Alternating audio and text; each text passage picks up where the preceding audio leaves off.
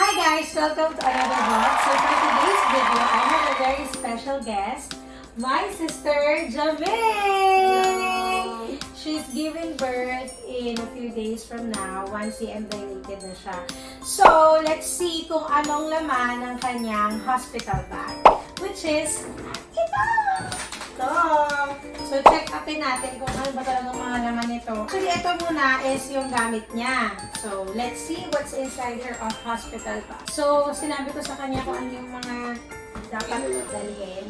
Sinabi ko sa kanya kung ano yung mga things talaga na dapat dalhin. So, ito ang kanyang mga gamit. First, I told her to bring a napkin, which is very, very important.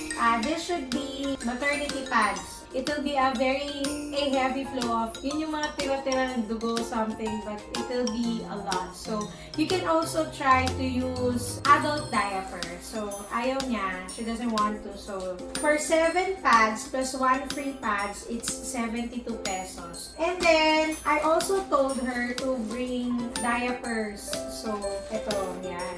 She'll try Mommy Poco first, but she bought 3 different brands, Pampers, Mommy Poco, and TAGLISH. So, she wants to know ano ba talaga yung nahihiyang yung baby. So, she will bring first Mommy Poco. This is a newborn size. So, I gave it to her. This one is a breast pad. Tommy Titi. Pagka bagong panganak kasi, minsan, you don't know if sobrang dami ba nung magiging milk mo or what. So, just in case, meron siya. Toiletries. So, meron siyang shampoo, very good, shampoo, conditioner, and then soap. Because actually, what happened to her was early labor. Nag-contract siya at around 34 weeks.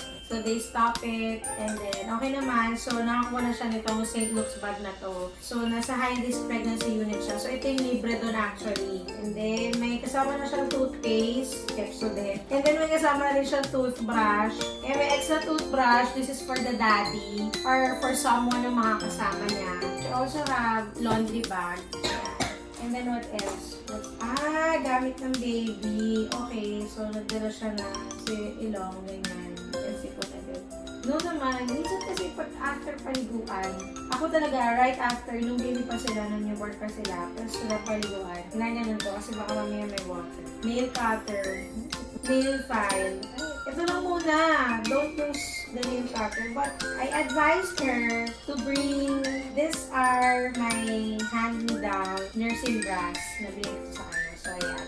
Because actually, St. Luke's is a breastfeeding advocate hospital. So, they will not allow you to use feeding bottle.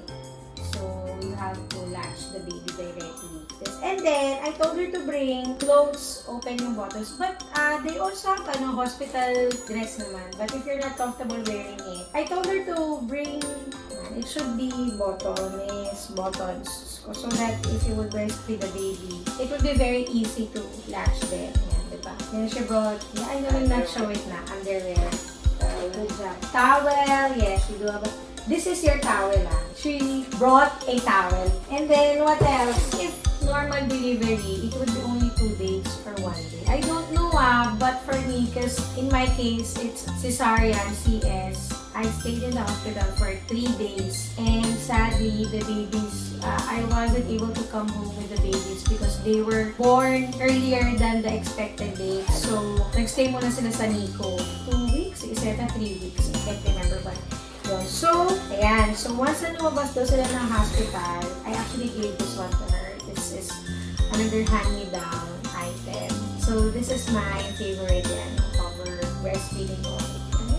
I miss breastfeeding. And then, ito daw yung dadalhin niya pag lumabas sila. Grabe, she's very organized. She has a lot of, she bought this from Shopee, right? It's a set actually. So, she do have a bib, gloves. So, this one, pag lumabas ka kayo ng hospital, gloves, or cap, booties. Oh, ayan. So, ito lang. Well, I guess may kulang.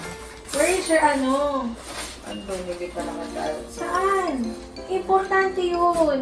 Right after mo maglalagay ka agad. So, kailangan mo palang magdala na mga inumin para lumakas yung gatas. Actually, because we have the same OB. So, i-reset tayo sa inyo. Sorry, excuse me. You have to drink a lot of water, like 3 to 4 liters a day. Drink 2 glasses of water before and after feeding time. Okay? And ano pa ba? No, that's all. Almost provided din naman sa hospital eh. Yung next naman natin na itatakal is kung magkano ba talagang mga anak sa St. Luke's.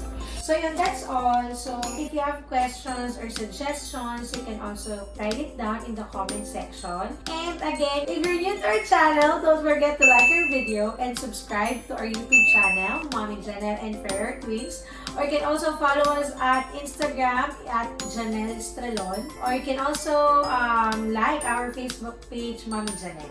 So again, thank you so much guys, and I hope that this video will help you in the event na malapit na kayong mga anak or what. So, thank you so much for watching and hope you enjoy it. Bye! Congrats, Janelle! Thank you!